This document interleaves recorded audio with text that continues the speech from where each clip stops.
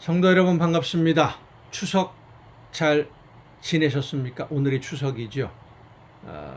모든 것이 한가위만 같아라 라고 말할 정도로 추석은 풍성한 그 열매를 나누는 것이 우리 민족 명절의 특징인데 잘 지내셨습니까? 즐겁게 하나님이 주신 은혜의 선물들을 마음껏 누리며 감사하는 여러분 모두가 될 수 있기를 바랍니다. 오늘 우리가 함께 은혜를 나눌 본문 말씀 요한복음 7장 6절부터 9절까지에 있는 말씀입니다. 요한복음 7장 6절부터 9절까지에 있는 말씀 봉독합니다. 예수께서 이르시되 내 때는 아직 이르지 아니하였거니와 너희 때는 늘 준비되어 있느니라. 세상이 너희를 미워하지 아니하되 나를 미워하나니 이는 내가 세상의 일들을 악하다고 증언함이라. 너희는 명절에 올라가라. 내 때가 아직 차지 못하였으니 나는 이 명절에 아직 올라가지 아니하노라. 이 말씀을 하시고 갈릴리에 머물러 계시니라. 아멘. 오늘 본문은 어제에 이어서 예수님을 믿지 않는 메시아가 되려면, 메시아로 활동을 하려면 드러내놓고 행동을 해야, 공개적인 활동을 해야 되지 않습니까? 하는 형제들에게 하신 말씀인데 두 가지 중요한 주제를 가지고 말씀하십니다. 하나는 때에 관한 이야기이고 또 하나는 세상의 미움을 받는 이유에 대해서 예수님이 말씀하십니다. 오늘 우리가 이 가정 예배를 통해서는 때에 대해서 말씀하신 예수님의 말씀을 살펴보고 미움을 받는 이유에 대해서는 내일 이 가정 예배를 통해서 함께 은혜를 나누려고 합니다. 때에 대해서 먼저 생각해 보면 성경에서 때, 시간에 관해서 언급하는 것은 두 가지 경우가 있습니다. 하나는 말 그대로 시간이고 또 하나는 시기로서의 때입니다. 몇 년, 몇 월, 며칠, 몇 시, 이것이 바로 시간이지요. 그리고 때가 되어서 부름을 받았다. 사도 바울이 때가 되었을 때 하나님이 나를 부르셔서 말하는 그 때는 바로 시기로서의 때. 어떤 때가 되었다. 무르익었다. 뭐 이런 뜻이죠.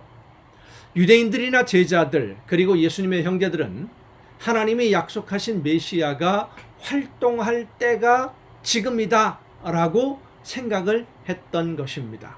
메시아, 구원자에 대한 하나님의 약속은 구약 성경의 예언자들에게 주신 말씀 속에 들어 있었는데 다윗의 후손으로 오시는 분이 예루살렘을 회복하고 다시 세울 것을 하나님이 약속해 주신 말씀 속에 들어있죠.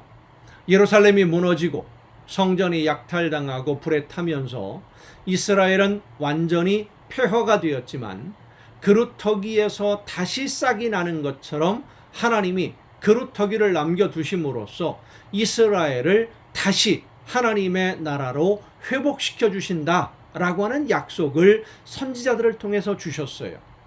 그 약속을 믿고 포로로 끌려간 사람들, 포로 생활을 하면서도 하나님의 말씀에 더 귀를 기울였습니다. 자기들이 편한 대로가 아니라 하나님의 말씀이 무엇을 말씀하시는지 더 깊이 알고 싶어 했고, 하나님이 이스라엘을 회복하시는 그 때가 되었을 때, 시간이 아니죠.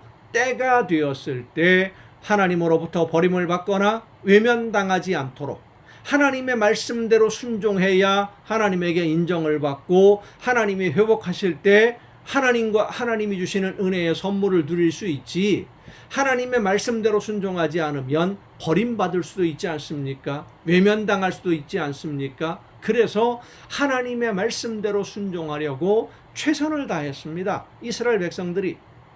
그렇게 포로로 끌려간 곳에서 신앙을 회복한 이스라엘이 페르시아의 고레스가 집권했을 때 예루살렘으로 돌아와서 성전을 다시 세울 수 있었고, 이스라엘이 영광을 누릴 때가 오기를 희망을 가지고 기다렸습니다마는 수백 년이 지나도록 페르시아에서 로마에 이르기까지, 그 중간에 여러 나라들이 거쳐갔죠.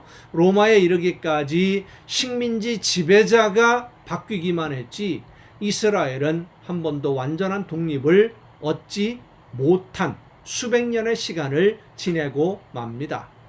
그래서 지금 예수님이 오셨을 때는 로마가 이스라엘을 식민지로 다스리고 있을 때였습니다.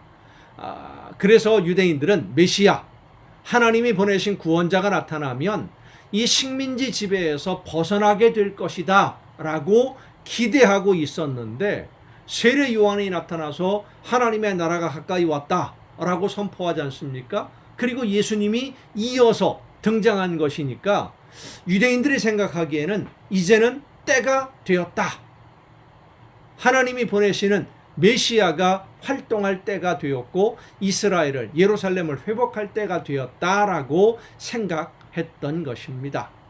유대인들이 생각한 때는 이스라엘이 다윗 왕 시절에 누리던 영화를 누리는 그런 나라로 세워지는 때였습니다. 하지만 예수님이 말씀하시는 때는 그런 때가 아니었죠. 예수님이 부활하신 후에 제자들과 함께 있을 때 제자들 중에는 부활하신 예수님에게 이스라엘을, 예루살렘을 회복하실 때가 지금입니까? 하고 물었던 제자가 있을 정도로 그들은 정치적인 독립을 원하고 있었습니다. 하지만 예수님이 말씀하시는 때, 내 때가 아직 이르지 않았다라고 말씀하시는 그때는 예수님이 제물이 되심으로 세상 모든 사람들의 죄를 덮어주시는 희생의 제물이 되는 그때를 말씀하십니다. 그래서 제자들이나 형제들이 생각하기에는 바로 지금이 이스라엘을 회복할 때가 된 것 같으니까 명절 때, 사람들이 많이 모일 때 예루살렘에 가서 공개적으로 활동을 시작합시다 라고 이야기를 하지만, 예수님은 자신이 제물이 되시는 때가 아직 이르지 않았다라고 말씀하십니다. 이 때를 분석하고 판단하는 지혜는 매우 중요합니다. 오늘 우리가 세상을 살아가면서도 때를 선택하는 것 참 중요하죠. 어떤 일을 결정하고 선택해야 할 때 결단을 내려야 되는데 때를 놓치고 후회하는 경우가 많이 있습니다. 우리가 흔히 하는 말로 버스 지나간 다음에 손 들면 뭐합니까? 이미 버스는 지나갔는데, 시간이 늦었는데. 올바른 결정을 해야 하고 바른 선택을 해야 하는 것도 중요한 문제입니다만은 그 올바른 선택도 때와 시기가 아주 중요합니다. 너무 서둘러서 일찍 해도 안 되고 너무 신중해져서 늦어져도 안 되는 것이 바로 결단의 때입니다. 오늘 우리가 하나님의 말씀을 듣고 순종을 결단하고 실천하는 것도 때가 중요합니다. 여러분이 생각할 때에 언제가 순종을 결단하고 실천해야 될 때인 것 같습니까? 하나님의 말씀을 듣고 깨달아서 하나님이 원하시는 것이 무엇인지를 알게 되었을 때 언제 순종해야 될까요? 결단을 언제 하고 언제 실천해야 될까요? 성령이 내 마음속에 하나님의 뜻을 깨달아 알게 해 주실 그때, 바로 그때가, 깨닫는 그 순간이 순종을 결단하고 실천할 때인 줄로 믿으시길 바랍니다. 하나님의 말씀을 듣고 하나님이 나에게 원하시는 것이 무엇인지를 깨달아 알게 되었을 때 바로 그때가 결단을 하고 순종으로 실천해야 할 때입니다. 성령께서 내가 해야 할 일이 무엇인지 알게 해 주실 때, 하지 말아야 할 일이 무엇인지를 깨닫게 해 주실 때 이미 늦었다라고 생각하는 그때가 내가 움직여야 할 때입니다. 내가 지금 움직여서 실천하고 순종해야 되니까 지금 말씀해 주시는 거예요. 성도 여러분, 하나님은 성령의 역사를 통해서 오늘 우리에게 말씀해 주십니다. 지금이 은혜 받을 만한 때요, 구원의 날이고, 지금이 하나님의 말씀을 따라 순종하고 열매를 맺을 때이며, 지금이 곡식을 거두어 하나님의 창고에 드릴 때라고 말씀하십니다. 아직 멀었다 하거나 이미 늦었다 하지 말고 성령께서 우리의 심령에 말씀해 주시는 그 순간, 바로 그 순간에 즉시 결단하고 순종하면 하나님의 놀라우신 능력이 함께 해주시고 성령이 역사하셔서 하나님이 원하시는 열매를 거두는 복된 삶이 될 줄로 믿습니다. 바로 지금 성령께서 말씀하실 때 순종함으로 많은 열매로 하나님께 영광 돌리는 여러분 모두가 될 수 있기를 간절히 바랍니다. 기도하시겠습니다. 오늘도 저희들에게 말씀해 주시는 아버지 하나님, 하나님이 원하시는 뜻이 무엇인지를 깨달아 알게 하시고 하나님이 기뻐하시는 일이 무엇인지를 말씀해 주실 때 성령의 역사하심에 즉시 순종하며 실천함으로써 하나님이 함께 하시는 능력을 힘입어 아름다운 열매로 하나님이 기뻐하시는 일을 이루어가는 우리 모두가 되게 하여 주시옵소서. 이 모든 말씀을 예수님의 이름으로 기도하옵나이다. 아멘. 여러분 오늘도 수고 많으셨습니다. 내일 또 정한 이 시간 이 가정 예배를 통해서 여러분 모두 함께 다 같이 다시 만날 수 있기를 바랍니다. 내일 뵙겠습니다.